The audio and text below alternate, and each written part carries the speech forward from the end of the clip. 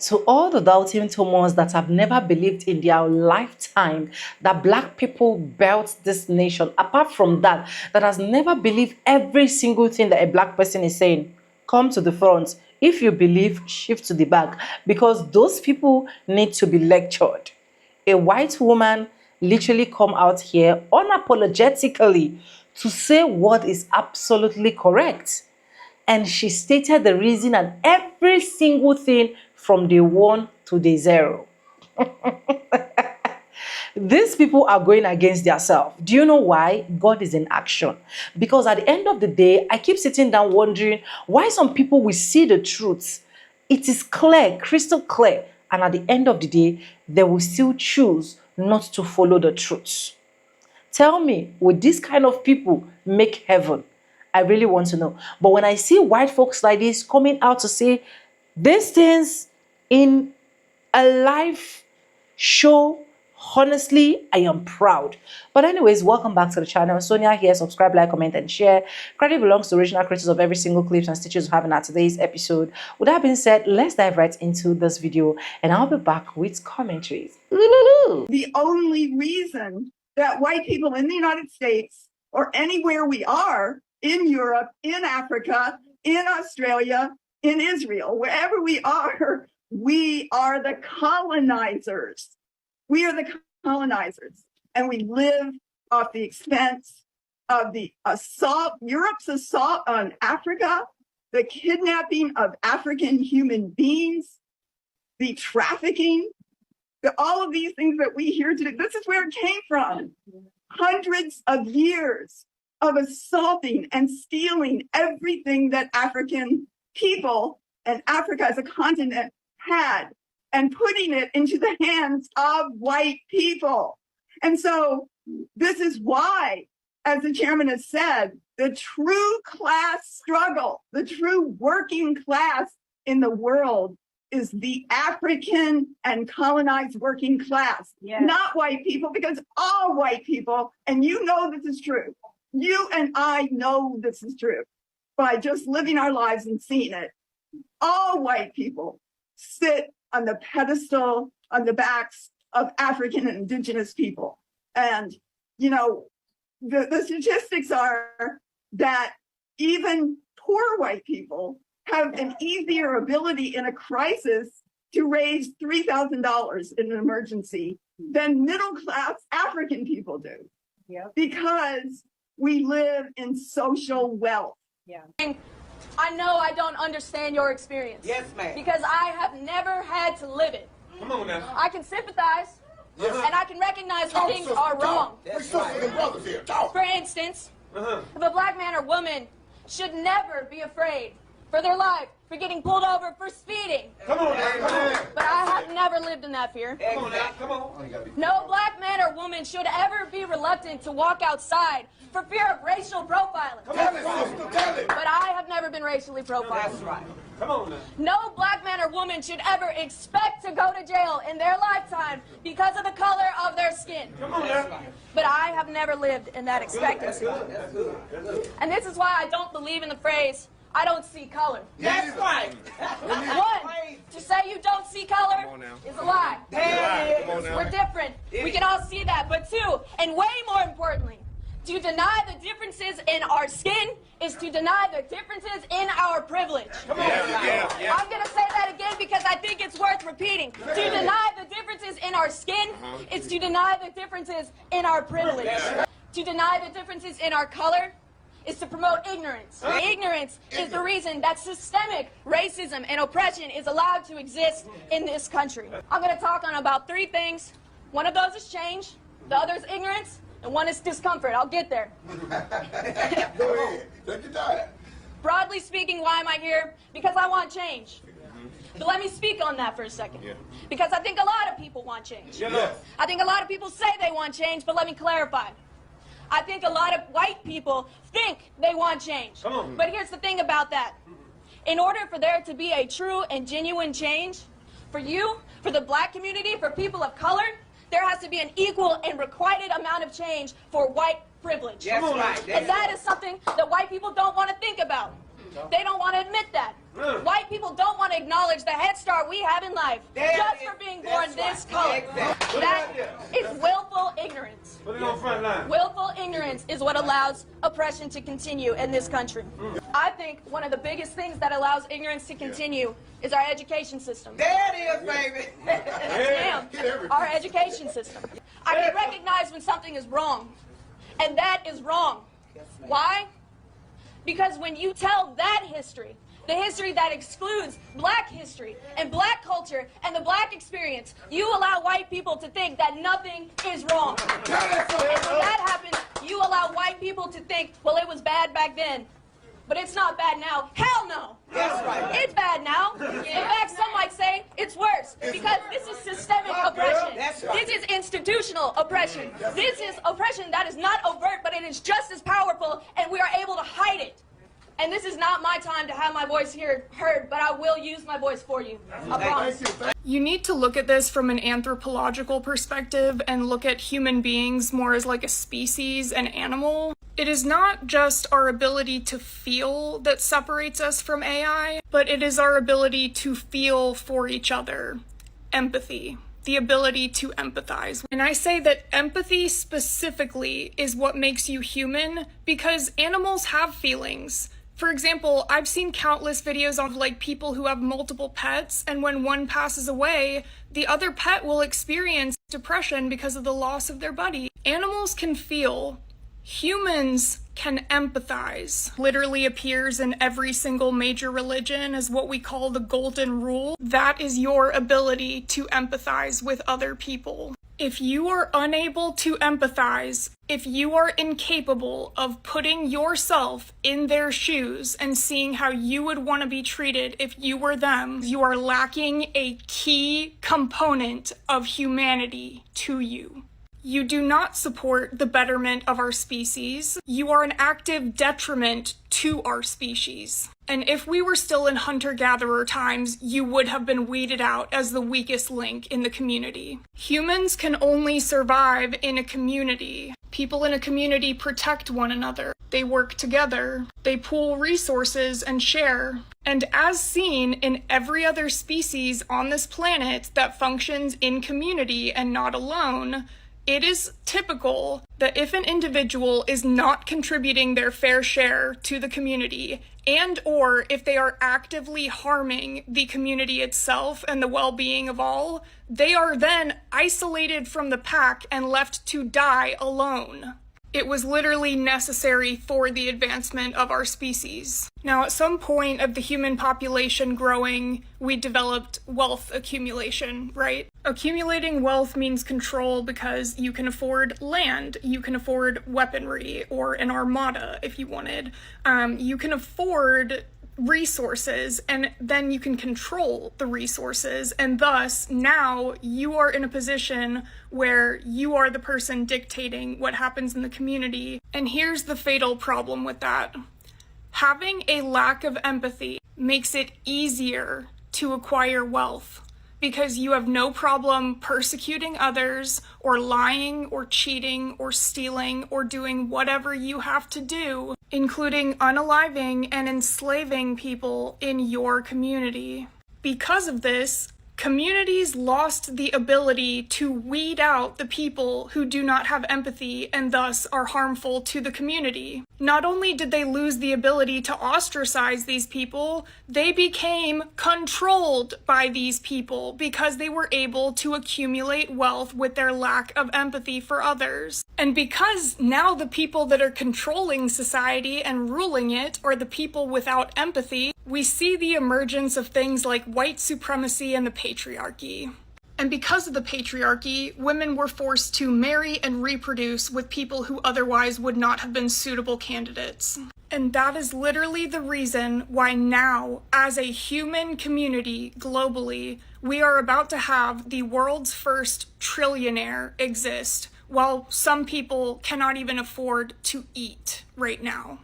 Now, if you are a racist, I'd reckon you didn't stick around this long in the video. But I know that some of you are going to try to make the argument that I don't feel empathy for racists, so that makes me subhuman. And that is not true, because it is my evolutionary and biological responsibility to humans as a whole to not feel empathy towards the people who are harming the overall good of all of us. There is no reasoning or logic on this entire earth that justifies oppressing anybody. You are quite literally trying to compare non-empathy for the detriment of mankind to non-empathy for the betterment of mankind, as if they are the same thing. And I'm not saying that all racists need to die, but I am saying that I am totally okay with you guys going off on your own and starting your own communities outside of the society that I live in, because I don't want you in mine. For every racist that leaves this world, the world becomes a little bit better of a place. This question a lot. Why did slavery take so long to end in the U.S.? I mean, we had 3 major rebellions and none of them worked. Slave owners in America had something nobody else had. 5 million poor white people. That's what W.E.B. Du Bois argued in 1935. He said slavery demanded a special police force. And he wasn't just talking about slave patrols. Poor whites, folks who had nothing in Europe. In America, they labored long hours with little pay and terrible work conditions. These 5 million poor whites created an informal surveillance system. They snitched, kidnapped, and returned slaves. They made sure nobody got out of line. And when slave rebellion started, they came out in even larger numbers. Keep in mind, they didn't own any slaves. They weren't making a real profit. And they probably could have changed their conditions had they teamed up with us and waged a class struggle. But policing blacks was the only thing that made them white. It was the only thing that connected them to the planter class. Du Bois said they were just pleasing their own vanity. So before Ring, ADT, whatever you got, poor whites were the surveillance system for wealthy slave owners. Without the white public's investment in maintaining slavery, we would have tore the whole system down.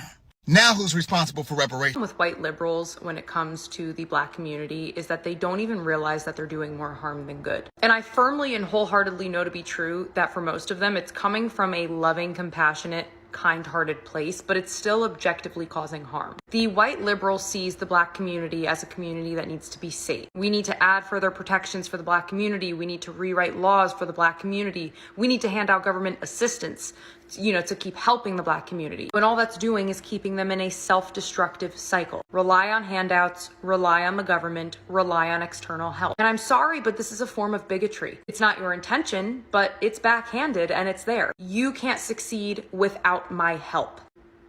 That's racism. Not one of the messages in the liberal policy for the black community is, you are great on your own, you just need to see it. And that's what conservatives have been trying to say for years and years. You don't need liberals in office or an immense amount of government assistance to be great. You are great. Just get out of your own way. Get out of the influence that makes you feel like you don't have a place in this world outside of your community, outside of drinking or drugs or music. And if this wasn't the truth, then why do we have black doctors, black scientists, black authors, black surgeons, black engineers, black professors, black teachers? Hell, we had a black president who wouldn't have been elected without the white vote. The only thing stopping the black community from being the best it can possibly be is liberal ideology. Instead of passing out standards to the black community, all you do is pass out sympathy. And you excuse destructive choices just so they don't feel excluded from your love. And again, I know it's coming from a good place, but that's not allyship. I know that the black community has an incredibly dark past, but so do most cultures and races. The Jewish community survived a genocide and rebuilt their entire country with some of the smartest people on the planet. The Asian community were thrown in internment camps, millions of them.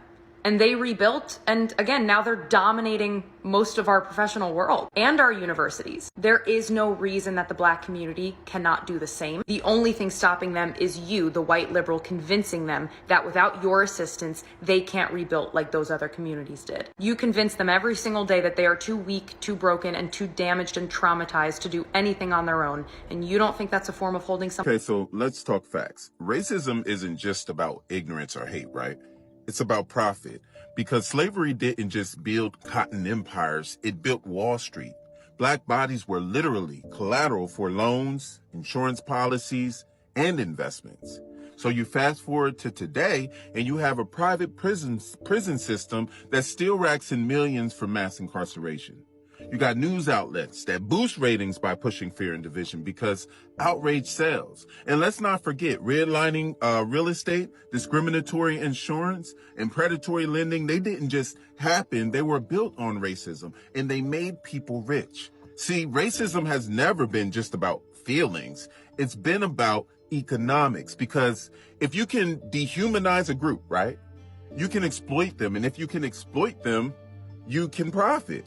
That's how the entire country could claim freedom and opportunity while building in wealth off of people who were denied both. So when folks talk about ending racism, it's not just about being nicer. It means redistributing power, wealth, and access, not to punish, but to repair, to balance the scale that's been tilted for centuries. But here's the catch, because people raised on privilege disguised as normal hear justice and feel like it means laws. They've never had to imagine fairness without their head start. But justice isn't scarcity, y'all. It's stability. Ending racism doesn't take something from you. It builds something with all of us. But to get there, we have to admit what too many are still afraid to say out loud. Racism was never just a glitch in the system. It is the system, and it's wildly. Anyways, welcome back, guys, and I hope you guys have enjoyed all of that clips that I actually played for you guys. I can say for a fact that I really appreciated this woman, because honestly, it is not easy for you to know the truth and come out to say the truth. You know, a lot of these white folks already know that every single thing they are enjoying is as a result of a black person, despite the fact that a lot can still deny it and still be high racist profile. But they knew that they are the colonizers as far as I'm concerned. But one thing for sure that I know that has really stood out for a lot of black folks, that is still standing out for us, is the ability of us not giving up on ourselves, is the ability of us saying that this is where we belong, this is what it is, and this is how it should be. And I so much love that when it comes to the black community, and we'll definitely have to keep it up like that. Because one thing I know is these people have made it in the sense that no matter how hard we are trying, they are not going to give up every single thing that they've stolen. And if not because of how greedy and selfish they are, as far as I'm concerned, since you already know that these people are people that you literally took this thing away from by force, I think the least things you can do for them is just to give them reparation and let everybody go their way. But no, some of them will still tell you that, why do we need to do that for black folks? They don't deserve it. A lot of them don't think that anything good should even happen to a black person, honestly. And black people don't even think towards that direction on their own end. All we are just asking for is, give us what belongs to us. Give us what you have stolen. Or even if you don't want to give us, or just give black people reparation. It is not that difficult to ask. But the full-blood racism inside of them will not allow it. And if you check the second clip where this little girl have to also address what she has literally not experienced as a white person, and that is what they actually tagged as a privilege, and what a lot of black folks have actually been experiencing is just a whole lot for we the black folks. But the joy, and I will keep saying it, the joy that we have today, as far as I'm concerned, is the fact that a lot of black people are speaking out. A lot of black people understood the struggles of their forefathers, understood the struggles of during the slave and every other stuff, and they are willing to keep talking no matter how they are trying to shut their mouth up. And black folks, that is why I will keep saying it again, even in this video. Please teach your children to know the history. Teach them to know the society they lived in. Teach them to have every single experience that you have had in the hands of these colored people. So that whenever it happens, it's not going to be like so much new to them, and they will be able to stand and withstand a lot of things. Because with the points that this is actually going, honestly, I don't know where the next 5th, 6th generations will actually be. And I don't pray it get worse. I pray that everything is, instead of getting worse, to be more better, so that the new generation that are coming are going to enjoy what their forefathers have actually suffered for. But anyways, let me know what you think in this particular video. Credit belongs to the original creator of every single clips and stitches we have in our today's episode. If you have not subscribed, subscribe, like this video, drop me your comments, and lastly, do not forget to share for every other person to get this good news. And guys, with that being said, with no further ado, I do add like I say in my videos, I'm going to be saying, and I'll see you guys in my next one. Let me know what your thoughts are, and bye. I love you guys.